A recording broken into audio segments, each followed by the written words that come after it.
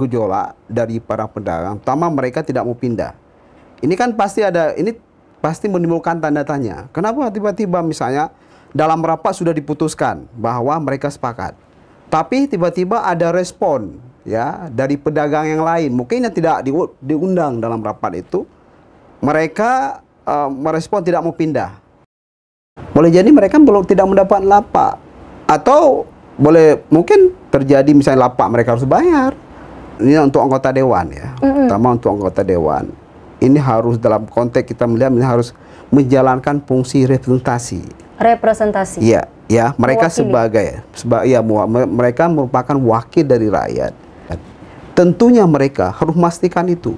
Semua kebijakan-kebijakan publik ya yang dilahirkan oleh pemerintah Kota Banda Aceh itu arahnya adalah kepada kepentingan pemilih mereka. Misalnya terkait dengan pemindahan pasar misalnya, itu tidak sesuai dengan keinginan mereka, pemasyarakat yang memilih mereka, terutama para pedagang. Fungsi anggota dewan mereka adalah mengontrol, fungsi controlling itu penting. Hanya dengan para pedagang, nyaman nggak berjualan di sini?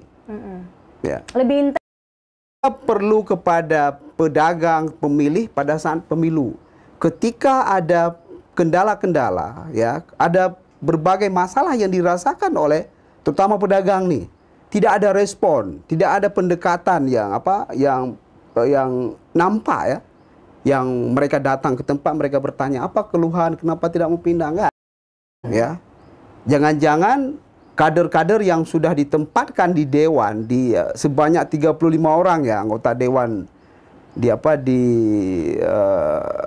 PRK Kota Banda Aceh nggak tahu mungkin fungsi partai apa? Politik ya. Tanya cuek terhadap kepentingan pemilih, partai politik harus panggil tuh. Ini ada masalah nih di Pasar Lamding, kenapa nggak direspon satupun ya, kenapa tidak ada respon dari partai kita misalnya, anggota dewan kita melihat berbagai persoalan-persoalan yang muncul setelah pemindahan itu. Parpol seperti itu, Pak? Ya, seharusnya begitu.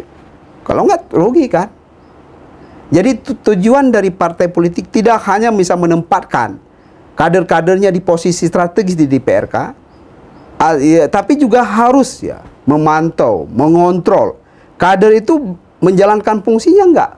Salah satu ya, fungsi sebagai perwakilan rakyat yang dipilih oleh rakyat di parlemen. Baik, ini menarik. Ini kan walaupun mereka sudah beraksi ya, memberi aksi dengan respon bahwa mereka tidak setuju, bagi pemilih Kota Banda Aceh, ini mereka akan memberi sanksi. Kapan sanksi itu? Di pemilu 2024 nantinya.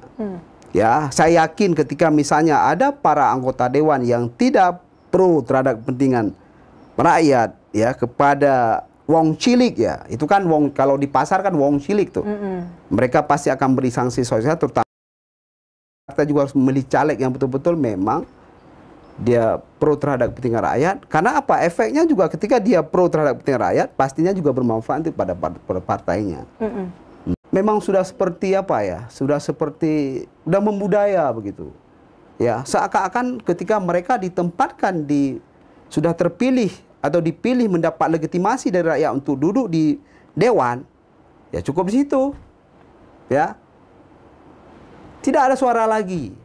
Yang mereka kampanye waktu saat kampanye apa? Kita akan bela ini. Tapi kejadiannya, kenyataannya, ketika sudah terpilih, seakan-akan hubungan antara rakyat dengan dewan sudah terputus loh. Ini membela kepentingan penguasa atau membela kepentingan rakyat? Ini ya fungsinya yang ideal lah.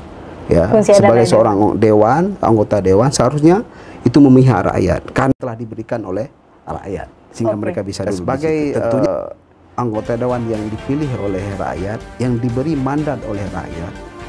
Seharusnya anggota dewan itu membela kepentingan rakyat, bukan membela kepentingan selain rakyat.